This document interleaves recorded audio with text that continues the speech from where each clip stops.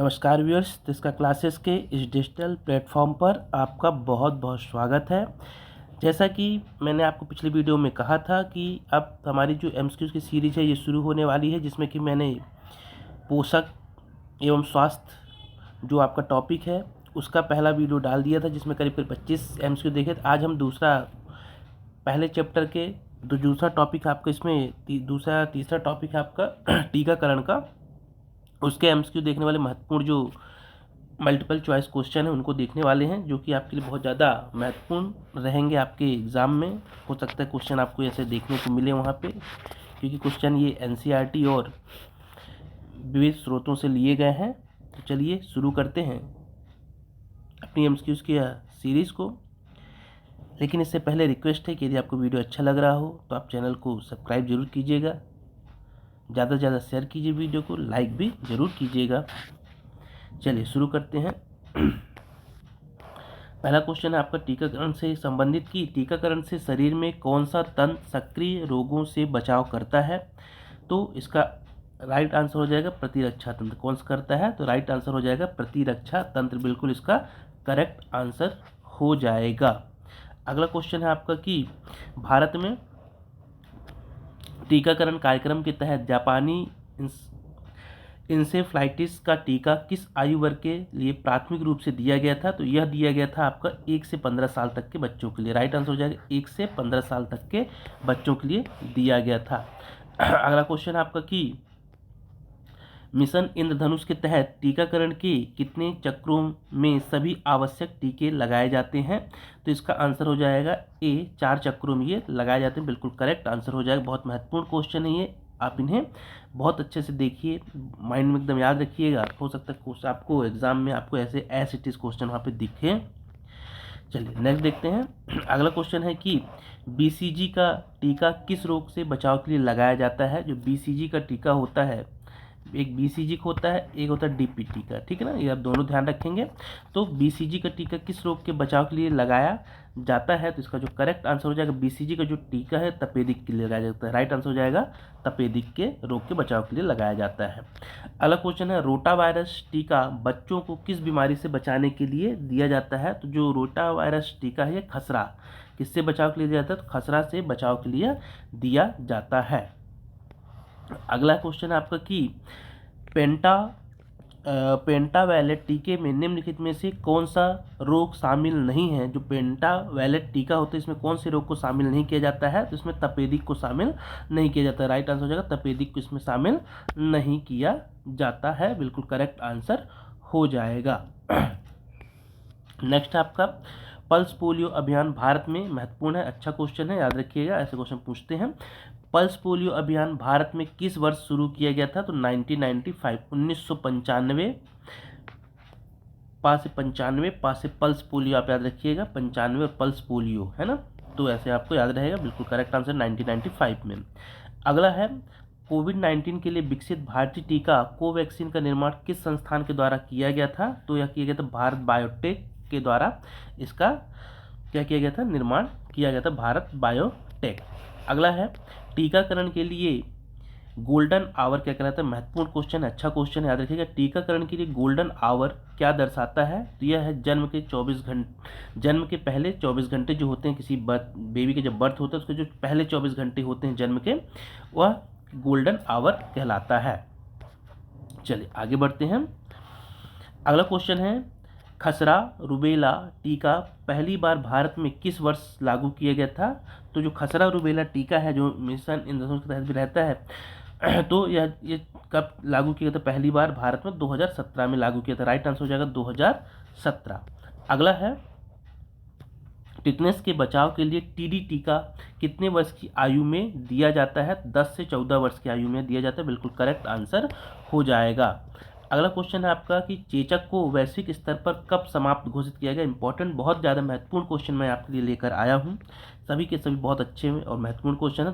चेचक को वैश्विक स्तर पर कब समाप्त घोषित किया गया था। तो 1980 में से क्या किया गया था, समाप्त घोषित कर दिया गया था, WHO के द्वारा इसे समाप्त घोषित किया गया 1980 में। अगला है HPV मुख्य रूप से किस कैंसर से बचाने के लिए दिया जाता है? जो HPV का टीका है वो किस कैंसर के बचाव के लिए दिया जाता है? तो सर्वाइकल कैंसर बहुत चर्चित रहता है ये, तो सर्वाइकल कैंसर के बचाव के लिए HPV का टीका दिया जाता है। अगला है, भारत में टीकाकरण का पहला कार्यक्रम कब शुरू हुआ था? महत्वपूर्ण क्वेश्चन ये भी कि भारत में जो टीकाकरण है इसका पहला कार्यक्रम कब शुरू किया गया था? इसके कुछ ऑप्शन पीछे के पेज में रहेंगे। तो पहला ऑप्शन आपका है कि 1975, पहला ऑप्शन आपका दिया है 1975 दिया गया है। इसके बाद अगला ऑप्शन देखते हैं कौन कौन से हैं, और भारत में पूछ रहा है तो अगले ऑप्शन आपके 1978, 1985 या 1986। तो करेक्ट आंसर हो जाएगा 1978 में भारत में टीकाकरण शुरुआत की गई थी। अच्छा क्वेश्चन, याद रखिए क्वेश्चन महत्वपूर्ण है, ये वाला लास्ट वाला क्वेश्चन अच्छा क्वेश्चन है ये। इस तरह के क्वेश्चन पूछे जाने की संभावना है कि भारत में टीकाकरण कार्यक्रम की शुरुआत कब हुई थी, तो 1978 में याद रखेंगे आप। अगला है, मध्यम और उच्च आयु वर्ग के लोगों में कौन सा टीका इन्फ्लुएंजा के खतरे को कम करता है? तो इसका हो जाएगा फ्लू वैक्सीन को। कौन सा? तो जो इन्फ्लुएंजा टीका कौन सा टीका इन्फ्लुएंजा के खतरे को कम करता है? फ्लू वैक्सीन नाम है उसका। अगला है, मिशन इंद्रधनुष का उद्देश्य कितने प्रतिशत टीकाकरण कवरेज प्राप्त करना था? तो 90%। कितना? 90% बिल्कुल इसका करेक्ट आंसर हो जाएगा। अगला है, WHO के अनुसार टीकाकरण हर साल वैश्विक स्तर पर कितने लोगों की जान बचाता है? तो 2 से 3 मिलियन, 2 से 3 मिलियन लोगों की यह जान बचाता है। बिल्कुल इसका राइट आंसर हो जाएगा। मैंने यहाँ पे आंसर भी लगाए हुए हैं नीचे कि आपको सुविधा रहे। अगला है, पोलियो वायरस का पहला टीका किस वैज्ञानिक ने विकसित किया था? जो पोलियो वायरस है इसका जो पहला टीका है किस वैज्ञानिक के द्वारा विकसित किया गया था? तो इसका जो राइट आंसर हो जाएगा जोनास साल्क। किसने विकसित किया था पोलियो वायरस पहला? तो जोनास साल्क बिल्कुल इसका करेक्ट आंसर हो जाएगा। चलिए आगे बढ़ते हैं। अगला क्वेश्चन है, रोटा वायरस का टीका बच्चों को कितनी खुराक में दिया जाता है? तो 3 खुराकों में दिया जाता है। राइट आंसर हो जाएगा 3 खुराकों में दिया जाता है। अगला है, डिप्थीरिया से बचाव के लिए कौन सा टीका लगाया जाता है? तो जो डिप्थीरिया से बचाव के लिए DPT, राइट आंसर हो जाएगा DPT। एक अभी हमने देखा BCG, ये है DPT है। डिप्थीरिया से बचाव के लिए कौन सा टीका लगाया जाता है? DPT का टीका लगाया जाता है। चलिए आगे बढ़ते हैं। ये आपके 20 क्वेश्चन, लगभग 19 क्वेश्चन हो गए। चलिए अगला क्वेश्चन है कि वैक्सीन शब्द किसके द्वारा प्रस्तुत किया गया था? जो वैक्सीन का शब्द है यह किसके द्वारा प्रस्तुत किया गया था? तो जो वैक्सीन का शब्द है यह प्रस्तुत किया था, किसने प्रस्तुत किया था? तो एडवर्ड जेनर के द्वारा प्रस्तुत किया था। बिल्कुल करेक्ट आंसर हो जाएगा एडवर्ड जेनर। अगला है, जेनर ने खालिस्तान का उपयोग करके चेचक का टीका तैयार किया था। महत्वपूर्ण अच्छा क्वेश्चन है। तो काउपॉक्स के दानों से रोगजनक, ये आंसर हो जाएगा काउपॉक्स के दानों से जो रोगजनक था उस पर इन्होंने तैयार किया हुआ था चेचक का टीका। अगला है, जेनेटिक इंजीनियरिंग के माध्यम से उत्पादित टीकों को सुरक्षित क्यों माना जाता है? इसका जो राइट आंसर हो जाएगा क्योंकि उनमें केवल रोगजनक का आवरण होता है, क्योंकि उनमें केवल रोगजनक का ही आवरण होता है, इस कारण से इन्हें ज़्यादा सुरक्षित माना जाता है। अगला, टीकाकरण और टीकाकरण का मूल सिद्धांत क्या है? जो टीकाकरण का मूल सिद्धांत क्या है? तो इसका राइट आंसर हो जाएगा यह प्रतिरक्षा प्रणाली की स्मृति की संपत्ति पर आधारित होता है। मैं आपको पूरे ऑप्शन नहीं बता रहा हूँ, डायरेक्ट आंसर पे टिक करा रहा हूँ क्योंकि वीडियो बहुत ज़्यादा लंबा हो जाता है ना। तो आप सीधे आंसर देखते जाइए, मेमोरी पे सीधे इसको ध्यान रखिए आप, है ना। चलिए आगे बढ़ते हैं। नेक्स्ट अगला क्वेश्चन है आपका कि गंदे वस्तुओं के संपर्क में आने वाली चोट के तुरंत बाद ATS टीका लगाने से खालिस्तान के संभावित हमले से सुरक्षा मिलती है? तो यह टिटनेस, किससे? राइट आंसर हो जाएगा टिटनेस से सुरक्षा मिलती है। अगला है, एक बीमारी जिसके खिलाफ टीकाकरण केवल महामारी के दौरान ही किया जाता है, वह कौन सी बीमारी है? एक बीमारी जिसके खिलाफ टीकाकरण केवल महामारी के दौरान ही किया जाता है, तो इसका जो करेक्ट आंसर हो जाएगा हैजा, वह है हैजा। अगला है, निम्नलिखित में से किस खोज के लिए वॉन वेविंग को नोबेल पुरस्कार दिया गया था? तो जो वॉन वेविंग है, जो टीकाकरण होता है 2 प्रकार, एक सक्रिय टीकाकरण एक निष्क्रिय होता है, तो इन्हें निष्क्रिय प्रतिरक्षा की खोज के लिए दिया गया था। राइट आंसर हो जाएगा निष्क्रिय प्रतिरक्षा की खोज के लिए नोबेल पुरस्कार मिला हुआ था। चलिए आगे बढ़ते हैं। अगला देखिए वही क्वेश्चन आ गया कि निष्क्रिय प्रतिरक्षा का जनक किसे माना जाता है, तो वॉन वेविंग। वॉन वेविंग को निष्क्रिय प्रतिरक्षा का जनक माना जाता है। चलिए आगे बढ़ते हैं।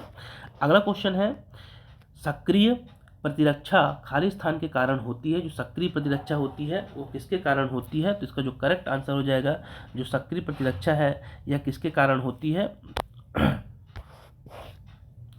तो जो सक्रिय प्रतिरक्षा है यह किसके कारण होती है, तो मेमोरी कोशिकाओं के द्वारा होती है। किसके द्वारा होती है, तो राइट आंसर हो जाएगा मेमोरी कोशिकाओं के द्वारा सक्रिय प्रतिरक्षा होती है। अगला है सक्रिय प्रतिरक्षा एंटी सीरम के टीकाकरण के कारण किसी व्यक्ति में उत्पन्न प्रतिरक्षा है। क्या यह बात सत्य है या असत्य है, तो यह बात बिल्कुल क्या है, यह बात बिल्कुल सत्य है।